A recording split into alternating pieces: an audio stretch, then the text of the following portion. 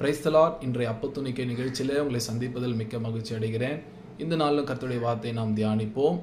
ஆதியாகமம் 15வது அதிகாரத்தில் 12வது வசனத்தை நான் உங்களுக்காக வாசிக்கிறேன். சூரியன் அஸ்தமிக்கும் போது ஆபிரகாமுக்கு அயர்ந்த நித்திரை வந்தது, திகிலும் காரிருளும் அவனை மூடிக்கொண்டது. அப்பொழுது அவர் ஆபிரகாமை நோக்கி, அல்லேலூயா, அப்பொழுது கர்த்தர் ஆபிரகாமை நோக்கி.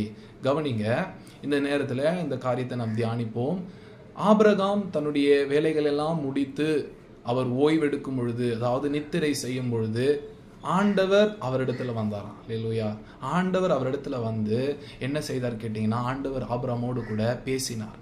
ஆண்டவர் ஆபிரகாமோடு கூட உறவாடினார். அல்லேலூயா. என்னென்ன காரியம்லாம் கர்த்தர் பேசினார் தெரியுமா? அவருடைய எதிர்காலத்தை குறித்தெல்லாம் கர்த்தர் ஆபிரகாமோடு பேசினார். அல்லேலூயா.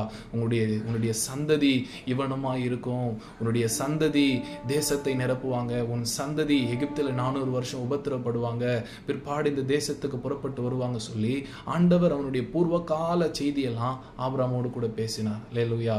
பாருங்க, இந்த நாளில் கர்த்தர் எப்போது நம்மோடு கூட பேசுவாரானா, நாம் நம்முடைய கிரியைகளை எல்லாம் முடித்து ஓய்வெடுக்கும் பொழுதுதான் கர்த்தர் நம்மிடத்துல வருகிறார். அல்லேலூயா. நாம் அனுதின வாழ்க்கையில காலமே தொடங்கி இரவு வரைக்கும் நாம் ஓடிக்கொண்டே இருக்கிறோம். நம்முடைய வேலைகள் எல்லாம் நாம் செய்து கொண்டே இருக்கிறோம்.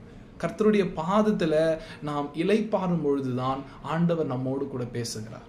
அவருடைய அந்த மெல்லிய சத்தம் நமக்கு அப்பொழுதுதான் நமக்கு கேட்கும். அல்லேலூயா. அப்போ நம்ம என்ன செய்யணும் கேட்டீங்கன்னா, கர்த்தர் நம்மோடு பேச வேண்டுமானால் நாம் இளைப்பாற வேண்டும், நாம் கர்த்தருடைய பாதத்தில் அமர வேண்டும். அல்லேலூயா. நாம் ஓடிக்கொண்டே இருந்தால் கர்த்தர் நம்மோடு பேச மாட்டார். நாம் ஓடிக்கொண்டே இருந்தால் தேவன் நம்முடைய வாழ்க்கையில கிரியை செய்ய மாட்டார். நாம் கிரியை செய்து கொண்டே இருந்தால் தேவன் நம்முடைய வாழ்க்கையில கிரியை செய்ய மாட்டார். அல்லேலூயா. அப்போ நாம் தேவனுடைய பாதத்துல நம்முடைய வேலைகள் எல்லாம் முடித்து நாம் ஓய்வெடுக்கும் பொழுது கர்த்தர் நம்மோடு பேசுகிறார். இன்னொரு காரியத்தை நான் உங்களுக்காக வாசிக்கிறேன். ஆதியாகமம் 2வது அதிகாரத்துல 21வது வசனத்தை நான் உங்களுக்காக வாசிக்கிறேன். கவனிங்க. அப்பொழுது தேவனாகிய கர்த்தர் ஆதாமுக்கு அயர்ந்த நித்திரை வர பண்ணினார். அவன் நித்திரை அடைந்தான்.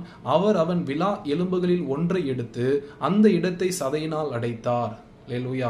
தேவனாகிய கர்த்தர் தாம் மனுஷனில் எடுத்த விலா எலும்பை மனுஷியாக உருவாக்கி அவளை அவனிடத்தில் கொண்டு வந்தார். அல்லேலூயா. கவனிங்க, இந்த இடத்துல கூட பாருங்க, ஆதாம் அயர்ந்த நித்திரை வர பண்ணினார், அவன் அயர்ந்த நித்திரை அடைந்தான். அல்லேலூயா. பாருங்க, ஆதாம் தேவனுடைய பாதத்துல அவன் தாழ விழுந்து கிடந்தான், அவன் ஓய்வெடுத்தான்.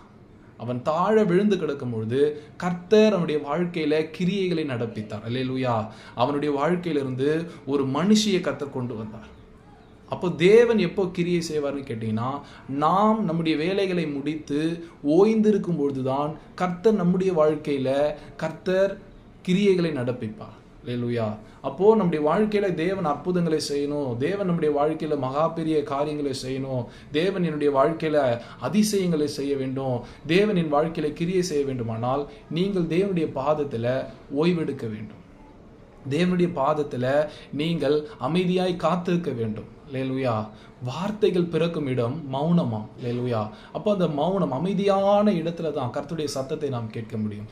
ஆகையினால கவனிங்க தேவ பிள்ளையே, நீங்க மரியாளை கூட எடுத்து பாருங்க. லூக்கா 10வது அதிகாரத்துல 39வது வசனத்துல நாம் வாசிக்கிறோம், மரியாள் கர்த்தருடைய பாதத்தில் உட்கார்ந்து வசனத்தை கேட்டுக்கொண்டிருந்தாள். அல்லேலூயா.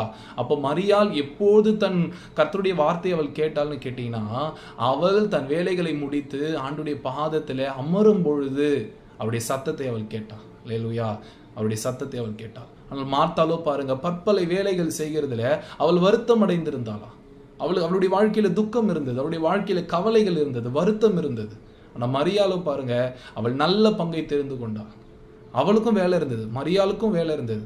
ஆனாலும் மரியாள் அந்த வேலைகள் எல்லாம் விட்டு ஆண்டுடைய பாதத்துல ஓய்வெடுக்க அவள் வந்திருந்தாள். இதனால கர்த்தர் உங்களோடு பேச வேண்டுமானால் நீங்க உங்க வேலைகளை முடித்து நீங்கள் ஓய்வெடுக்க வேண்டும். அல்லேலூயா. எல்லா நேரமும் நாம் ஓடிட்டே இருக்கக்கூடாதுங்க.